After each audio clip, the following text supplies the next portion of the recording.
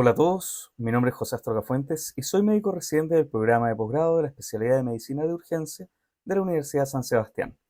Y esta es la segunda parte de la presentación de intoxicación por alcoholes. Como bien podrán haber visto, la presentación anterior fue sobre etanol, por lo que en esta presentación les hablaré sobre la intoxicación aguda por etilenglicol, alcohol isopropílico o isopropanolol y propilenglicol. La presentación de metanol irá en otra videoentrega. Para comenzar, sobre el etilenglicol, este lo vamos a encontrar principalmente en la industria automotriz, como anticongelantes, como en líquidos para frenos, lo vamos a encontrar también en pinturas eh, y similares.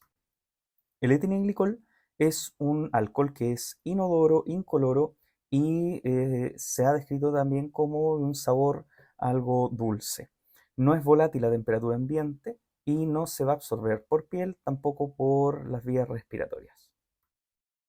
El etilenglicol, mediante la alcohol deshidrogenasa, se va a transformar en glicoaldehído. El glicoaldehído, mediante la aldehído deshidrogenasa, lo transforma en ácido glicólico y posteriormente por la lactato deshidrogenasa en ácido glioxílico. Estos dos son los principales metabolitos más dañinos producto del metabolismo del etilenglicol. La conversión es lenta a ácido glioxílico y esto va a acumular ácido glicólico y este va a ser responsable en parte de la acidemia profunda que tienen estos pacientes. Del mismo modo, la metabolización oxidativa de estos compuestos convierte el NAD en NADH y con ello el piruvato en lactato, que es otra fracción por lo cual se produce una acidemia mediante la acidosis láctica, aparte de la que produce el ácido glicólico. Ahora, el ácido oxálico por vía principal es el ácido, su sal, perdón, es el oxalato y este va a ser el responsable de quelar el calcio plasmático. Va a formar cristales que no solo se van a depositar en los túbulos renales, provocando una necrosis tubular y daño y falla renal aguda, sino que este también se puede depositar y se va a depositar en tejido cardíaco, cerebral, pulmón, va a causar edema en estos diferentes tejidos, edema cerebral, también rhabdomiolisis y diferentes daños. Respecto a la eliminación, es hepática, un 20% se va a excretar por la orina y tiene una cinética de primer orden hasta los 250 miligramos por decilitro y de orden cero sobre los 250 miligramos por decilitro. Ahora, la vía dependiente de la piridoxina y de la tiamina van a ser también cofactores y ayudantes para la formación de glicina y alfa hidroxi beta cetoadipato, que son metabolitos menos tóxicos y excretores finales de la vía metabólica del etilenglicol. Respecto a sus dosis, la dosis letal va de 1,3 a 1,6 miligramos por kilo. Esto equivale a 100 ml aproximadamente de líquido de etilenglicol o anticongelante.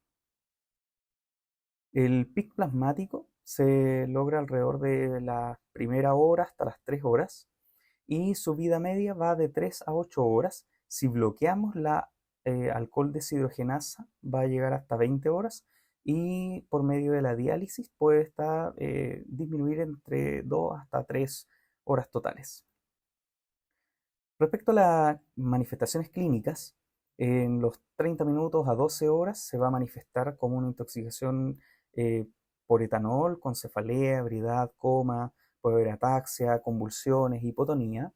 De 12 a 24 horas van a haber síntomas más bien cardiopulmonares, con taquicardia, taquipnea, edema pulmonar y ya falla de otros órganos, como falla orgánica múltiple. Y de las 24 a las 72 horas, el paciente puede presentar dolor lumbar, proteinuria, hematuria, oligonuria. Importante mencionar que estas fases se pueden superponer entre sí y el paciente, estando aún con cierto grado de conciencia o conectado con el medio, puede manifestar, por ejemplo, dolor lumbar o tener hematuria. Y también en cualquiera de estas fases nuestro paciente podría lamentablemente fallecer. Eso respecto al etilenglicol. Si seguimos con el isopropanolol o alcohol isopropílico, este alcohol se encuentra principalmente en productos de limpieza. También este alcohol es el que está presente en estos sobres en los cuales encontramos un líquido para limpiar teclados, para limpiar celulares, o también está presente en los kits esmaltes. El alcohol isopropílico es un alcohol que tiene características de ser incoloro, amargo y tener un olor frutal. Cabe mencionar que posterior al etanol es el segundo alcohol en frecuencia respecto a ingesta lamentablemente voluntaria. El alcohol isopropílico, su metabolismo es por medio del alcohol deshidrogenasa, pasa a acetona, la cual puede ser excretada directamente por nuestro organismo. Ahora bien, la absorción puede ser por piel, puede ser por vía inhalatoria, aparte de la vía digestiva, gastrointestinal, alcanza un pic plasmático dentro de 30 minutos. Su metabolismo es hepático, tiene una vida media de 2,5 a 8 horas y el inhibir la alcohol deshidrogenasa lo puede prolongar hasta las 27 horas. Sin embargo, al inhibir la alcohol deshidrogenasa vamos a tener mayor concentración del alcohol principal, que es el alcohol isopropílico, que en este caso es el que actúa de forma directa en el sistema nervioso central y tiene más potencia que el etanol en producir ebriedad. La eliminación es principalmente renal y cabe mencionar que es 200 miligramos por decilitro de etanol, equivale aproximadamente a 100 miligramos por decilitro de isopropílico. Es decir, el isopropílico, alcohol isopropílico, tiene el doble de potencia de intoxicación y daño a sí mismo que el etanol. Clínicamente vamos a tener síntomas principales de letargo, coma, reflexia, pueden haber convulsiones. El paciente se va a presentar con hemiosis, que es algo que está descrito como característico en esta intoxicación. Va a haber vasodilatación, con ello hipotensión, que también sirve de predictor de mortalidad. Esto va a hacer que también nuestros pacientes pierdan calor, por ende van a estar hipotérmicos. También a nivel respiratorio puede haber fase inicial taquipnea, pero posteriormente por depresión del sistema nervioso central vamos a tener bradipnea y una amplitud ventilatoria también disminuida. A nivel gastrointestinal es muy irritante, por ende este paciente nos puede presentar con hemorragia gastrointestinal, con hematemesis, dolor intenso abdominal y pueden haber múltiples focos de sangrado. A nivel renal, este paciente se puede presentar con hematuria y a nivel cardíaco también es tóxico directo, produciendo desde taquicardia a bradicardia e inclusive algún otro tipo de arritmia o extrasístoles. Eso respecto al alcohol isopropílico. Respecto al polietilenglicol, este lo podemos encontrar en algunos fármacos como solvente de estos, como la fenidoína, la nitroglicerina, el clorazepam o el diazepam. Su vía metabólica es mediante el alcohol deshidrogenasa, que es transformado en lactaldehído, y por la aldehído deshidrogenasa en piruvato y lactato. Eh, Estos pacientes principalmente también llegan ebrios, pueden tener hipoglicemia, convulsiones, coma. Si bien es cierto, es rara esta intoxicación, tan rara como al mencionar el dietilenglicol, que también es otro tipo de alcohol, pero es aún más raro de encontrar. Eh, También es importante mencionar que pacientes que tienen largos periodos de bombas de infusión continua con alguna benzodiazepina pueden llegar a tener cierto grado de toxicidad. Eso respecto al propilenglicol. ¿Qué vamos a hacer con este grupo de alcoholes en nuestro servicio de urgencia? Nuevamente volvemos a nuestra querida evaluación primaria. Vamos a evaluar que nuestro paciente se está hablando, si tiene una vía aérea permeable, si está ventilando de forma adecuada, si no lo vamos a apoyar.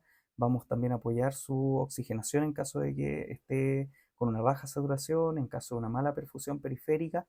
Vamos a optimizar esto, vamos a hidratar a nuestro paciente en caso de que sea necesario, mejorar sus parámetros, sus cifras tensionales. Vamos a buscar que no tenga este paciente alguna focalidad neurológica. Vamos a ver qué signos encontramos neurológicos y en la exposición evaluarlo de forma completa y además descartar que no hayan traumas y que tampoco expongamos nuestro paciente a que sufra de hipotermia. Tenemos que reemplazar funciones si es que nuestro paciente se encuentra en alguna situación aún más crítica. No olvidar el hemoglutés y el electrocardiograma, que son fundamentales incluir en esta evaluación primaria. Lo ideal también es hacer un examen neurológico bien acabado. Respecto al diagnóstico, tenemos que tener una alta sospecha clínica. No es raro que en algunos casos estos diagnósticos sean realizados de forma retrospectiva, ya que estos pacientes o son encontrados o francamente no hay quien nos entregue información fidedigna de lo que ha ingerido a lo que estaba expuesto nuestro paciente. El laboratorio, idealmente un laboratorio completo, donde podamos abarcar constantes hematológicas, bioquímicas, ácido base. En estos casos vamos a tener alteraciones tanto del pH como del anión Ga. Importante mencionar que una vez que ocurre la ingesta del tóxico, va a haber un desequilibrio osmolar con un aumento de la osmolaridad por el alcohol principal, llámese etilenglicol o como vimos en las presentaciones anteriores con el etanol. Asimismo, este desequilibrio osmolar va a ir disminuyendo conforme se va metabolizando este alcohol principal y van apareciendo los metabolitos activos. Los metabolitos activos van a ser responsables del aumento del desequilibrio aniónico y asimismo de la acidemia que se va a producir en los pacientes, muchas veces una acidemia profunda. Niveles de alcoholes, nuevamente discutible. Los niveles de etilenglicol de hasta 20 miligramos por decilitro, hablamos de una intoxicación que sería leve, y sobre los 50 miligramos por decilitro hablamos de una intoxicación grave. Ahora, eso en lo que respecta al etilenglicol como alcohol propiamente tal, alcohol principal. Sin embargo, los que lamentablemente van a producir el desequilibrio de la homeostasis de nuestro paciente son los metabolitos de este. Por ende, el tener los niveles de etilenglicol nos va a apoyar, nos va a complementar nuestra sospecha diagnóstica. Sin embargo, no nos podemos apoyar en un 100% en estos valores, ya que no sabemos en qué momento nos encontramos. Si ya ha pasado mucho tiempo y los niveles van en descenso y nuestro paciente en algún momento tuvo más de 50 miligramos por decilitro, por ende, nuestro foco tiene que ser en los otros resultados de laboratorio. Estamos hablando del ácido base, del equilibrio hidroelectrolítico y el manejo de soporte de nuestro paciente, que son más que nada las consecuencias que se van a producir producto de la presencia de los metabolitos tóxicos. Eh, Ahora bien, importante también mencionar que el ácido glicólico lamentablemente se parece al ácido láctico y nos va a dar resultados de lactato o lactatemia muy, muy altos. Estamos hablando sobre 200, sobre 300 miligramos por decilitro y es algo que nos puede orientar a la intoxicación que tiene nuestro paciente que pudiese ser por etilenglicol. El alcohol isopropílico no tiene una correlación directa con sus niveles.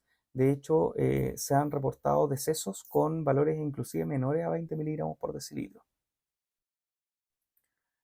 Neuroimagen como apoyo diagnóstico, la verdad es que nos van a ayudar en caso de que sospechemos trauma, en caso de sospecha de aspiración, broncoaspiración de estos pacientes debido a su compromiso de conciencia. Y para describir que la resonancia nuclear magnética puede darnos señales de necrosis del putamen o de ganglio de la base, producto de la intoxicación de estos alcoholes, principalmente por depósito de cristales, en el caso de la intoxicación por etilenglicol. El tratamiento. En el tratamiento tenemos tres puntos principales que abordar. Estos son corregir la acidosis, en segunda instancia, controlar la formación de metabolitos tóxicos y tercer punto, eliminar el tóxico original o tóxico padre. Respecto a la corrección de la acidosis, vamos a utilizar para ello el bicarbonato de sodio. Nuestra indicación va a ser utilizar bolos de 1 a 2 miliequivalentes por kilo endovenosos, y nuestra meta ideal es mantener un pH, está descrito, sobre 7,22, sobre 7,24. Eh, lo ideal es ir correlacionando esto con electrolitos plasmáticos, con el equilibrio ácido-base de nuestro paciente. Por ende, vamos a requerir de controles frecuentes de estos parámetros. Ojo con la hipernatremia, ojo con la hipocalemia en estos pacientes. En el segundo punto, que es el control de la formación de metabolitos tóxicos, el fomepizol es un fármaco inhibidor competitivo muy potente del alcohol deshidrogenasa. Se utiliza en dosis de carga y luego una dosis de mantención de hasta 10 miligramos por kilo cada 12 horas a las 48 horas, debido a un aumento de su propio metabolismo, que es inducido por sí mismo. Se requiere aumentar la dosis de mantención. Produce reacciones adversas que es importante conocer, pero no son mayores que los beneficios que nos otorga este fármaco, que está dentro de ellas las cefaleas, náuseas y el elevar las transaminasas. Una alternativa que podemos utilizar es el etanol. Este es 10 veces más afín que la alcohol deshidrogenasa, por ende nos va a frenar la producción de metabolitos tóxicos, manteniendo un metabolismo a raya. Con ello los metabolitos tóxicos no se van a producir en grandes cantidades. El objetivo es mantener niveles de 100 a 150 miligramos por decilitro. De forma oral, que es la que mayormente tenemos disponible, es utilizar una sonda nasogástrica y administrar etanol al 40%, 2 ml por kilo. Podemos doblar la dosis si es que disminuimos la concentración del 40% para evitar la irritación gástrica, bajándolo a un 20%, mezclando el etanol. eh, y la mantención va a ir de los 0,25 a 0,5 ml por kilo hora. Esta mantención va a variar dependiendo del consumo crónico de alcohol que tenga nuestro paciente.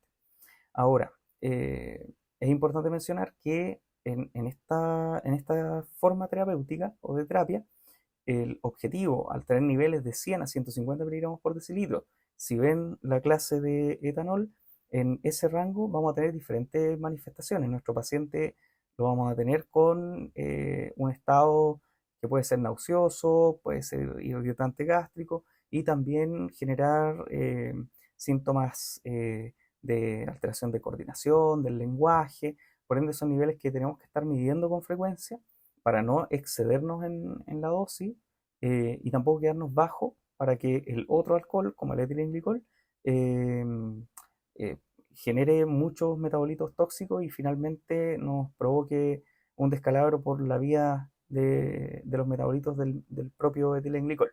Entonces, requiere un control constante, tanto de parámetros de ácido base, hidroelectrolítico, de nuestros pacientes, también de la función renal. Recordar que se producen cristales que se depositan en el riñón, y al mismo tiempo mantener control de los niveles del etanol si es que utilizamos este producto como control de la formación de metabolitos tóxicos.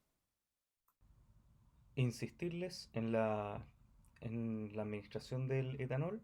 Nuestros pacientes van a desarrollar reacciones adversas a este debido a los niveles que debemos alcanzar. Por ende, necesitamos reevaluar de forma continua, constante, con nuestra herramienta de evaluación primaria. Y también es importante mencionar que lo podemos diluir de 40 a 20%. Esto podría ser utilizando, por ejemplo, jugo de naranja, que además va a aportar azúcar a nuestro paciente. Por último, el tercer punto, que sería eliminar el tóxico principal o el tóxico padre. Por un lado, va a ser eliminado por la vía metabólica, pero también podemos apoyar a nuestro paciente con la diálisis. Para ello hay diferentes listados de criterios de ingreso a diálisis que bastante, algunos son relativos, hay unos que destaco aquí en esta diapositiva que son más bien absolutos, como una acidemia persistente a pesar de la terapia, un paciente que tenga falla renal, un paciente en coma o con convulsiones. Sería ideal hablar con nuestros equipos de nefrología para poder plantear la diálisis como terapéutica definitiva para poder eliminar este tóxico.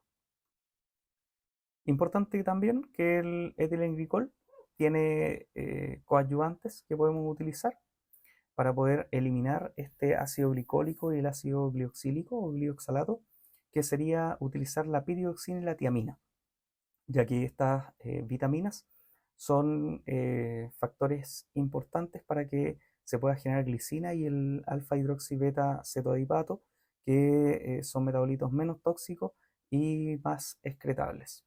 Tampoco olvidar que debemos utilizar calcio, porque se quela el calcio y se puede producir una hipocalcemia en estos pacientes, y los inhibidores de la bomba de protones en altas dosis para poder contrarrestar de alguna manera la irritación de la mucosa gástrica que se ha producido por la ingesta de este alcohol. Diferenciales. Aquí es bastante complejo porque este paciente se presenta por lo general con un compromiso de conciencia y debemos enfrentarlo como tal.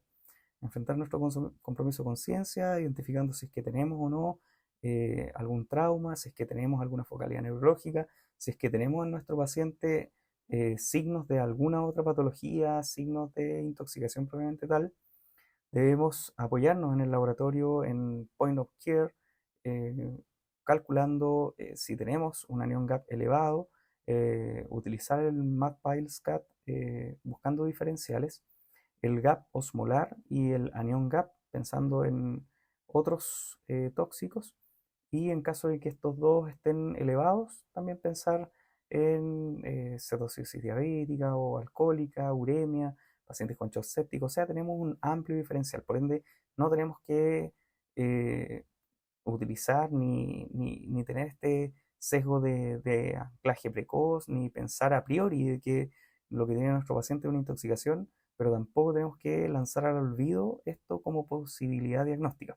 Por ende tenemos que tener una amplia mente de trabajo para poder ir manejando tanto de soporte a nuestro paciente como identificando su probable origen de compromiso de conciencia.